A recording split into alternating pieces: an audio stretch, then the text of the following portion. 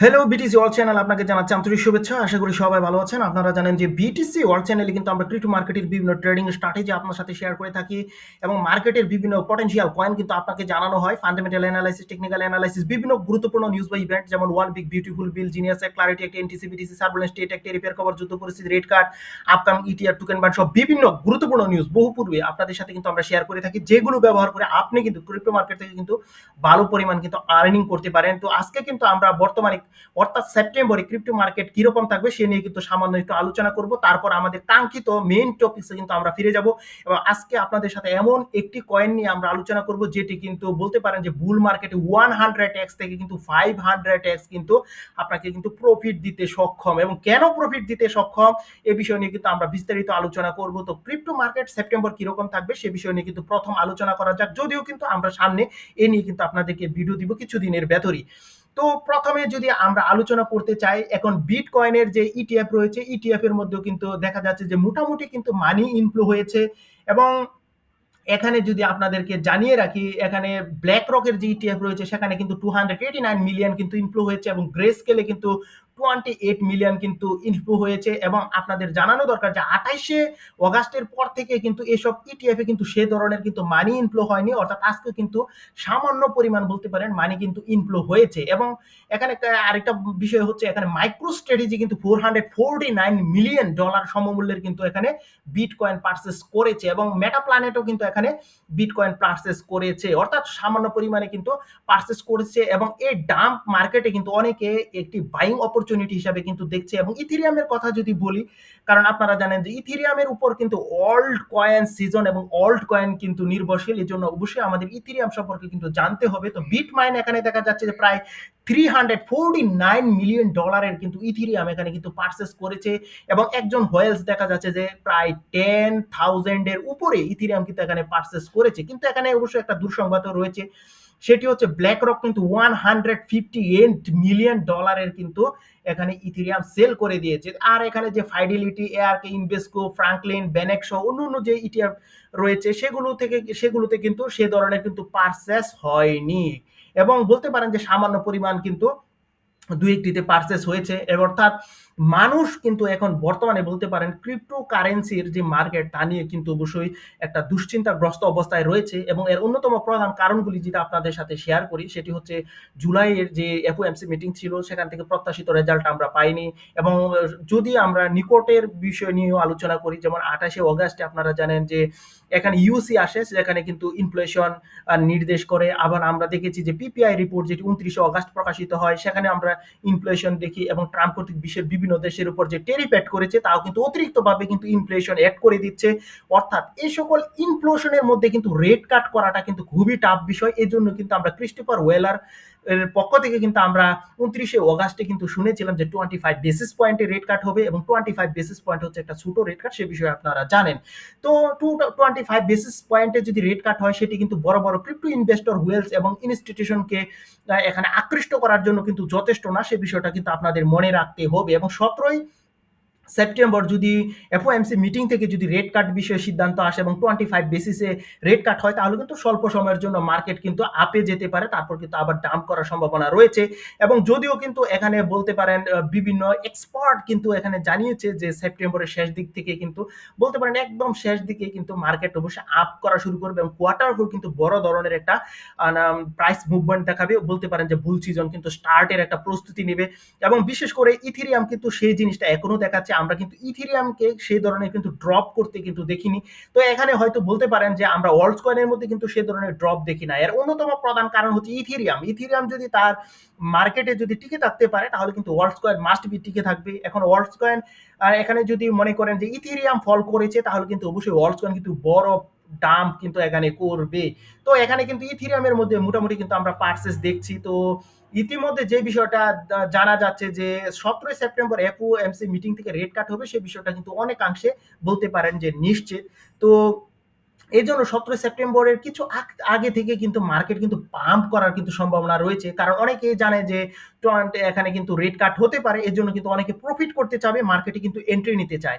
তো এক্ষেত্রে কিন্তু মার্কেট পাম্প হওয়ার সম্ভাবনা রয়েছে। যদিও কিন্তু তারপর মার্কেট আবার ডাম্প করবে এবং তারপর কিন্তু পুল ব্যাক দিয়ে কিন্তু একটা নতুন অল টাইম হাই কিন্তু ক্রিয়েট করবে, যেটি কিন্তু কয়েন টেলিগ্রামও কিন্তু এ ধরনের তথ্য কিন্তু জানাচ্ছে এবং ক্রিপ্টো কোয়ান্ট কিন্তু জানাচ্ছে যে এখানে যেই বর্তমান যে পজিশনটা রয়েছে সেটি কিন্তু একটা অ্যাকুমুলেশন জোন এবং সেখানে কিন্তু বাইং অপরচুনিটি হিসেবে কিন্তু তারা দেখছেন। তো ক্রিপ্টো মার্কেটের বর্তমান পরিস্থিতি নিয়ে আশা করি মোটামুটি একটা ধারণা আপনি অর্জন করেছেন, যদিও বিস্তারিত আলোচনা কিন্তু আমরা সামনে নিয়ে আসছি কিছুদিনের ভেতর। তো এখন আমরা যে প্রত্যাশিত যে কয়েনটি নিয়ে আপনাদের সাথে কথা বলবো এবং যে কয়েনটি 100x থেকে 500x আপনাকে প্রফিট দিতে পারে সেই কয়েনটি নিয়ে আলোচনা করব। এবং পূর্বে আমরা কিন্তু বেশ কিছু কয়েন আপনাদের সাথে শেয়ার করেছি, তার মধ্যে একটি কয়েন কিন্তু ছিল লিটল পেপে, যেটি কিন্তু 100x থেকে 500x কিন্তু প্রফিট দিতে পারে। আপনি কিন্তু ওই ভিডিওটা একটু দেখে নিতে পারেন। তো চলুন আমরা যে আমাদের আলোচনায় ফিরে যাই। তো আমাদের যে আলোচনায় যে কয়েনটি আজকে থাকবে সেটা হচ্ছে লেয়ার ব্রেড। তো এই কয়েনটি কিন্তু বড় ধরনের একটা প্রফিট কিন্তু আপনাকে দিতে পারে। এবং এই যে লেয়ার ব্রেড এই টোকেনটি কিন্তু এখানে ইথিরিয়ামের layer 2 meme coin plus utility chain. So বুঝতে পারছেন মূলত মিম এবং রিয়েল ইউটিলিটি এর কিন্তু রয়েছে। মানে এখানে কিন্তু লগ গ্যাস ফিস, ফাস্ট ট্রানজ্যাকশন পার সেকেন্ড, এই সকল বিভিন্ন বিষয় কিন্তু এর সাথে জড়িত রয়েছে। এবং এর সাথে কিন্তু খুব পজিটিভ দুই একটা বিষয় রয়েছে, সে বিষয়টা আপনাদের সাথে আলোচনা করব। তো এখানে একটা বিষয় হচ্ছে ultra fast layer 2 transaction. So বুঝতে পারছেন একটা মিম কয়েন যখন এরকম হয় অবশ্যই এটি কিন্তু অবশ্যই মার্কেটে ভালো করার জন্য কিন্তু একটা সুন্দর একটা ইউজ কেস। আর তারপর আমরা এর রয়েছে কিন্তু ডিফাই প্রোটোকল রয়েছে, এনএফটি রয়েছে, স্টেকিং এবং রয়েছে ডাও সাপোর্ট। সো বুঝতেই পারছেন। এবং এখানে আরেকটা গুরুত্বপূর্ণ যে বিষয়টা আপনাদের সাথে না আলোচনা করলে নয় সেটি হচ্ছে ডিফ্লেশনারি সিস্টেম। তো এখানে আপনার মনে প্রশ্ন হতে পারে যে ডিফ্লেশনারি সিস্টেম কি? ডিফ্লেশনারি সিস্টেম হচ্ছে প্রতিটি লেনদেনে টোকেন বার্ন করা হবে। সো বুঝতেই পারছেন প্রতিটি লেনদেনে যদি টোকেন বার্ন করা হয় তাহলে কিন্তু এই কয়েনটি মাস্ট বি কিন্তু ভালো একটা প্রাইস দখল করবে, তা কিন্তু আমরা বলতেই পারি। তো এখন যদি আপনি এখানে যে প্রি সেলে যে এই কয়েনটি কিন্তু আপনি বাই করতে পারবেন। তো প্রি সেলে এটি বর্তমানে দেখুন কি পজিশনে রয়েছে 0.0055 এই পজিশনে কিন্তু রয়েছে, অর্থাৎ খুব কম দামে কিন্তু এটি পাওয়া যাচ্ছে।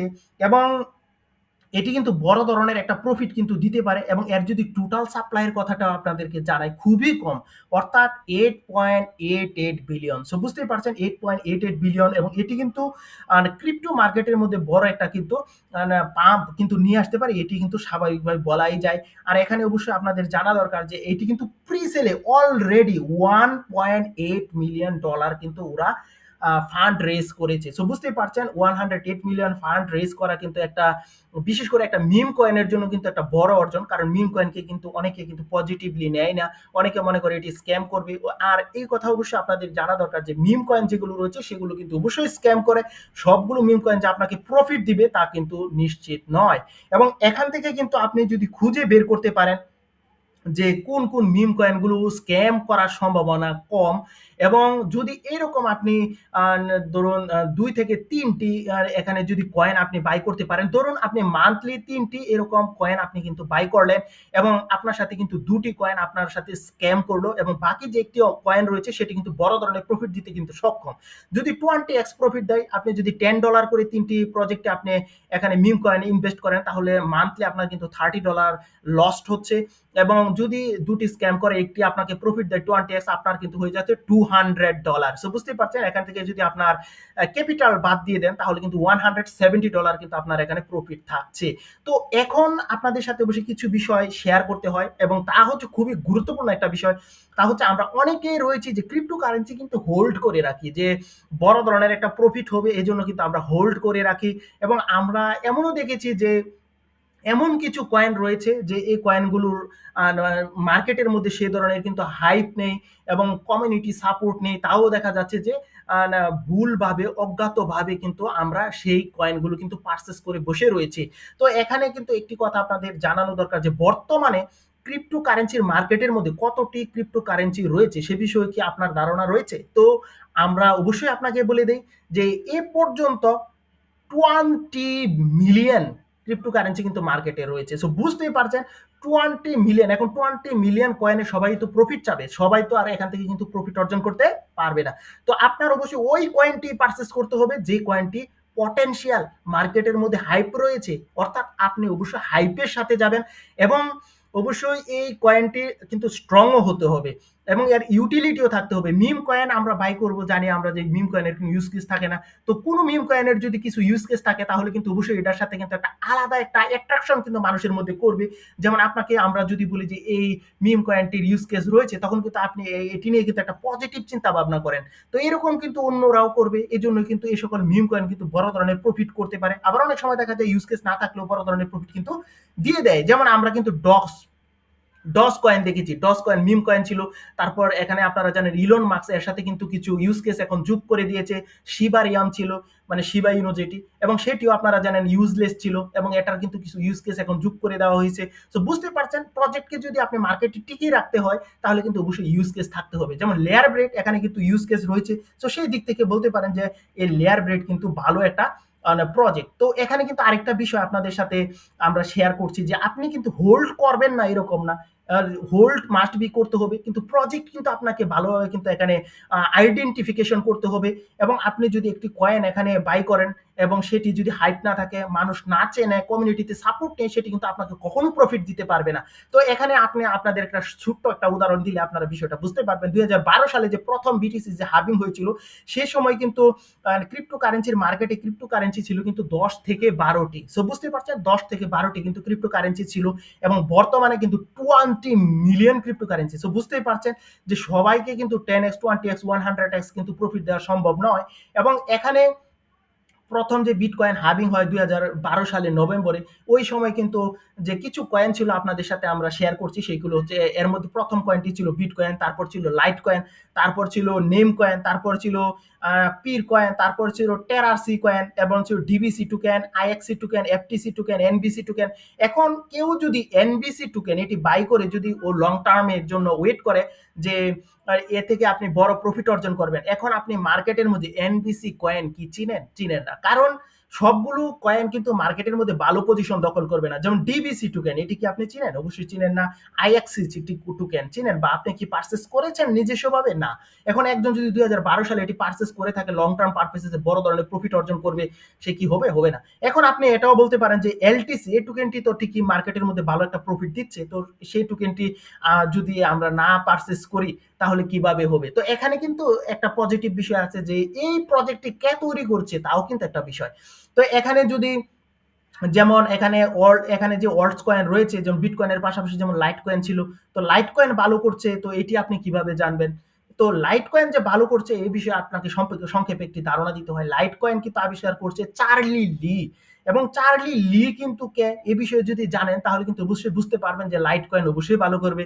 যদিও চার্লি লি কিন্তু আইভরি কোস্টের একজন লোক, এবং তিনি হচ্ছে ওয়ার্ল্ডের টপ ওয়ান নাম্বার ওয়ান ইউনিভার্সিটির কিন্তু একজন স্টুডেন্ট, যেটি হচ্ছে এমআইটি থেকে তিনি কম্পিউটার সায়েন্সে কিন্তু মাস্টার্স করেছেন। সো বুঝতেই পারছেন এমআইটি থেকে কম্পিউটার সায়েন্সে মাস্টার্স করেছেন এই লোক যদি একটা ক্রিপ্টোকারেন্সি এখানে তৈরি করে তাহলে অবশ্যই সেটি কিন্তু ভালো করবে। শুধু তাই নয়, এখানে আরেকটা বিষয় আছে যে উনি কিন্তু গুগলে কিন্তু সফটওয়্যার ইঞ্জিনিয়ারও ছিলেন। সো বুঝতেই পারছেন, এবং শুধু তাই নয়, তিনি কিন্তু কয়েনবেসের ডিরেক্টর অফ ইঞ্জিনিয়ার হিসেবেও কিন্তু এখানে দায়িত্ব পালন করেছেন। সো বুঝতেই পারছেন, তো এই ক্ষেত্রে কিন্তু উনার যে ব্যাকগ্রাউন্ড তা কিন্তু খুবই স্ট্রং।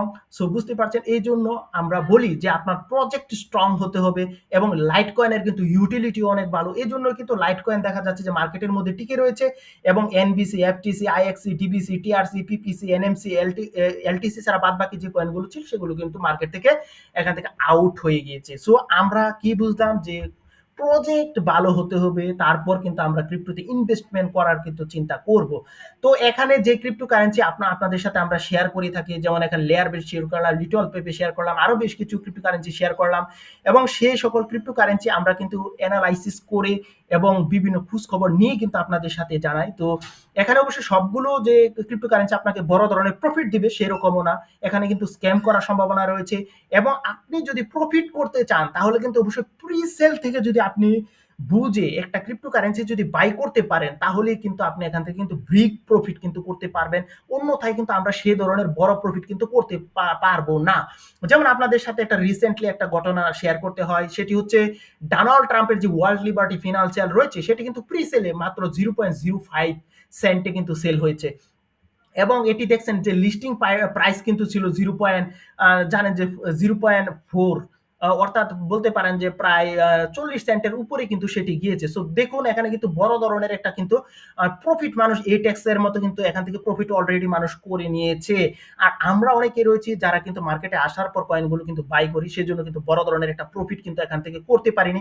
অর্থাৎ আপনি তখনই প্রফিট করবেন যখন অন্যদের থেকে আপনি একটু আলাদা থাকবেন, একটু এই বিষয়টি নিয়ে আরো এনালাইসিস করবেন, তখনই কিন্তু আপনি এখানে প্রফিট করবেন। মনে রাখবেন আপনার যে প্রফিটটা তা কিন্তু অন্য কারোর লস করা মানি। সো বুঝতেই পারছেন সেই জায়গায় আপনি যদি টিকে থাকতে চান অবশ্যই আপনার কিন্তু এনালাইসিস করার দরকার রয়েছে। এবং আপনাদের একটি কথা জানাচ্ছি যে যারা এতটুকু পর্যন্ত আমাদের এই বিষয়টা জানেন, লেয়ার ব্রেড এবং ক্রিপ্টোকারেন্সির মার্কেট সম্পর্কে জানেন, তারা অবশ্যই আপনি যদি কোনো কিছু জানতে চান, কোনো ক্রিপ্টোকারেন্সি অ্যানালাইসিস সম্পর্কে অথবা ক্রিপ্টোকারেন্সি নিয়ে যে কোনো কোয়েশ্চেন যদি আপনার থাকে তা কিন্তু অবশ্যই আপনি কমেন্টস বক্সে কিন্তু আপনি লিখতে পারেন